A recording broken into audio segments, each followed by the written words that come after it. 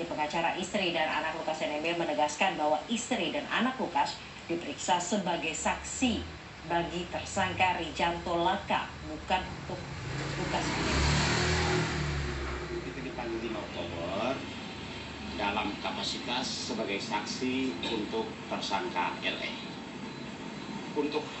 Kalau sebagai tersangka LE karena sebagai suami, Ibu Yuce sama Asrak menggunakan hak untuk tidak memberikan kesaksian. Untuk hari ini diperiksa sebagai saksi untuk tersangka Laka. Dan kami memberi pemahaman bahwa karena ini tidak ada hubungan dengan Papa, maka sebagai warga negara yang baik datang untuk memberi keterangan supaya membuat terang dan jelas perkara ini. Kepala Bidang Pemberitaan KPK Ali Fikri menegaskan bahwa istri dan anak Lukas NMB, Yul Cowenda dan Asrak Bona diperiksa sebagai saksi untuk tersangka kasus dugaan suap infrastruktur di Papua, Rijanto Laka. Keduanya diperiksa tentang pengetahuan dia soal suap yang berkaitan dengan infrastruktur di Papua yang menyeret Gubernur Papua, Lukas NMB.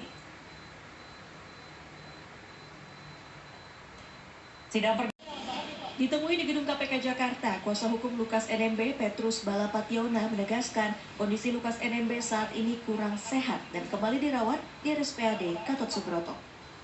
Petrus menceritakan pada saat pemeriksaan perdananya di gedung KPK Jakarta, Selasa 17 Januari kemarin, Lukas disebutkan mengalami pembengkakan pada kaki sehingga dilarikan ke RSPAD Gatot Subroto.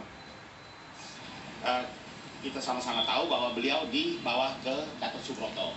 Dan sampai di Gatot Subroto, yang informasi bahwa Pak Lukas konsultasi atau ambil obat itu, ternyata Pak Lukas diambil darahnya.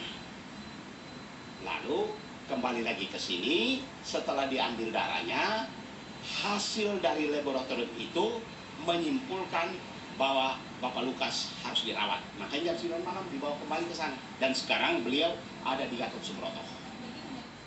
Surat pembantaran terhadap Lukas NMB sudah disampaikan kepada tim kuasa hukum Lukas NMB. Penahanan Lukas kembali dibantarkan oleh KPK pertanggal 17 Januari hingga dinyatakan kembali sehat. Di sisi lain, Kepala Bidang Pemberitaan KPK Ali Fikri menegaskan kondisi Lukas NMB saat ini dalam keadaan stabil, dapat melakukan aktivitas seperti biasa dan bisa dilakukan pemeriksaan secara hukum sesuai hasil pemeriksaan kesehatan oleh Ikatan Dokter Indonesia.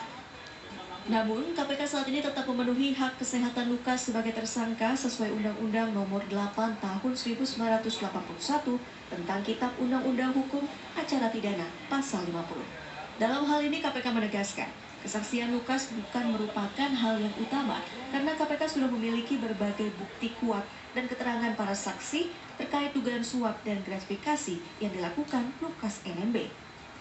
Kami ingin tegaskan bahwa tentu pemenuhan hak-hak dari kesehatan tersangka KPK penuhi, termasuk dokter pribadinya ya.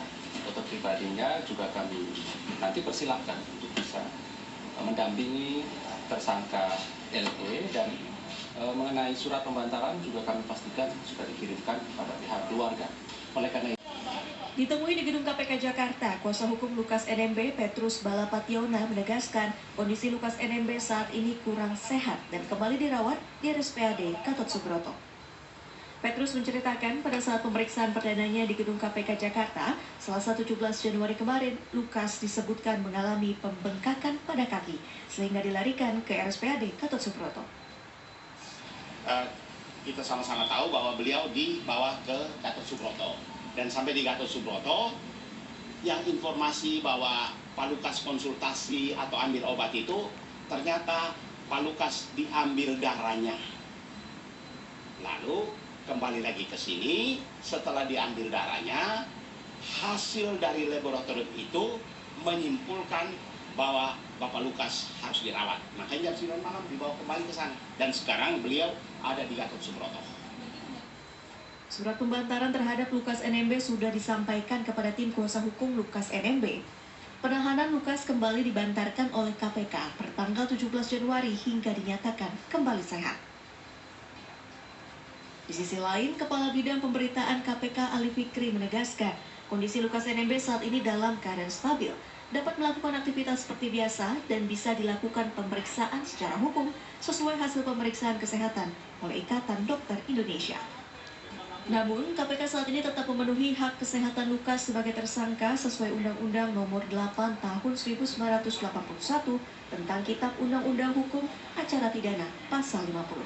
Dalam hal ini KPK menegaskan, kesaksian Lukas bukan merupakan hal yang utama karena KPK sudah memiliki berbagai bukti kuat dan keterangan para saksi terkait dugaan suap dan gratifikasi yang dilakukan Lukas NMB. Sehingga kami ingin tegaskan bahwa tentu pemenuhan hak-hak dari kesehatan tersangka KPK penuhi, termasuk dokter pribadinya ya.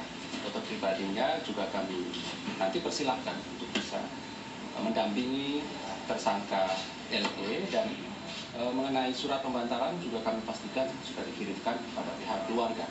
Oleh karena itu